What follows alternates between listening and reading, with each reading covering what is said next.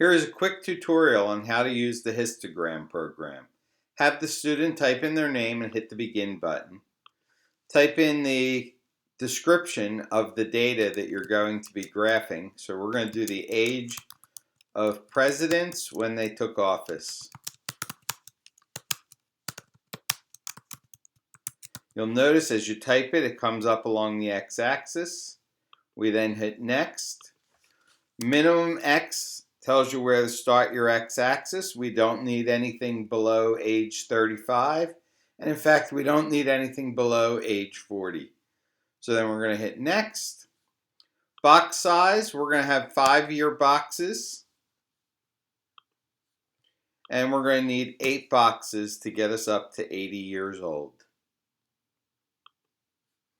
We then type in how many presidents became president between 40 and 45, 45 and 50, 50 and 55, 55 and 60,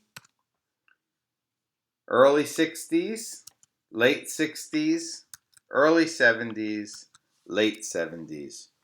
Once we're done our graph, we can click on it to get it full size, and then students can print this out. They copy and paste it into a report, or you can use it and display it up on your screen. If you'd like to change the colors, or the students want to change colors, they just click Change Color. They then click on the color at the bottom, and they can make it any color that they choose. And again, once they're done with the color change, they would hide that, make it again full screen, and then share it with you in the best manner possible.